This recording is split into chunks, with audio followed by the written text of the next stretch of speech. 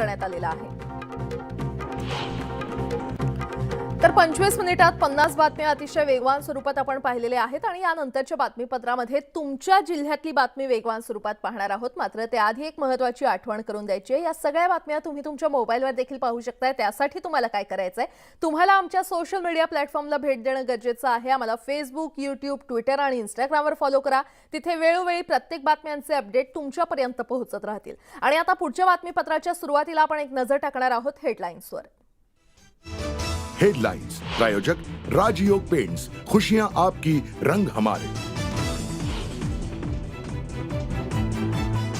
इतिहास घडवण्यासाठी इस्रो सज्ज, चांद्रयान 3चं विक्रम लँडर आज चंद्राच्या दक्षिण ध्रुवावर उतरणार, मोहिमेकडे जगाचं लक्ष। राज्यात आजपासून 3 दिवस पावसाचा अंदाज, कोकण आणि विदर्भासह मराठवाड्यात पावसाची शक्यता, शेतकरी वर्गाला दिलासा। मावळमधील पवना धरण 100% भरलं, पिण्याची चिंता मिटणार, तर सिंचनाचं संकटही तुर्तास टळलं। सांगलीतील कृष्णा नदी झाली प्रदूषित, दूषित पाण्यामुळे परिसरातील नागरिकांच्या जीवाला धोका, तर प्रशासन दुर्लक्ष करत असल्याचा आरोप। नाशिकमधील बाजार समित्यांमध्ये व्यापाऱ्यांनी पुकारलेला संप सलग 3ऱ्या दिवशी सुरूच, कांदा निर्यातीवरील शुल्कवाढीच्या निषेधार्थ बंद। सलग 2 दिवस बाजार समित्यांमधील आंदोलनामुळे 2.25 लाख कांदा पडून, दरम्यान लिलाव बंद ठेवणाऱ्या व्यापाऱ्यांवर कारवाईचा इशारा। कांदा निर्यात शुल्क वाढीवरून अकोल्यात जिल्हाधिकारी कार्यालयासमोर आंदोलन, कांद्याची माळ गळ्यात घालत शासन निर्णयाचा केला निषेध।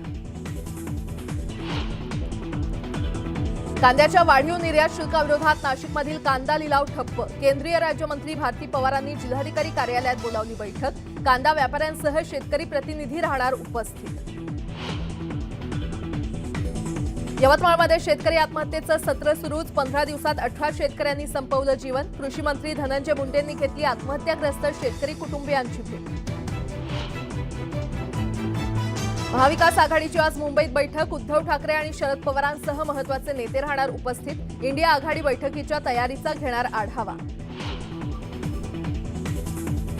खासदार नवनीत राणांना धमकी देणाऱ्याला अटक, अमरावतीच्या नेरपिंगळाई भागातून श्याम तायवाडेला पोलिसांनी घेतलं ताब्यात, नवनीत राणांना धमकी देत शिवीगाळ केल्याचा आरोप। छगन भुजबळांनी दाखल केलेल्या दोषमुक्तीच्या याचिकेवर आज सुनावणी, पीएमएलए कोर्टात ईडी भूमिका स्पष्ट करणार।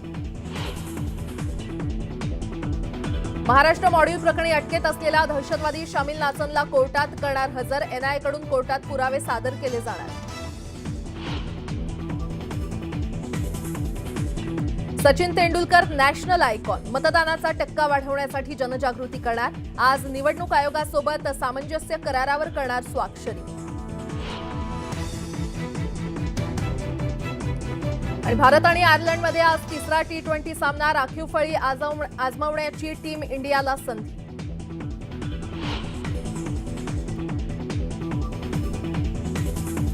विश्वचषक बुद्धिबळ स्पर्धेची अंतिम लढत सुरू, भारताचा आर प्रज्ञानंची आणि कार्लसनमध्ये आज रंगणार दुसरा डाव, जेतेपद कुणाला मिळणार याकडे लक्ष।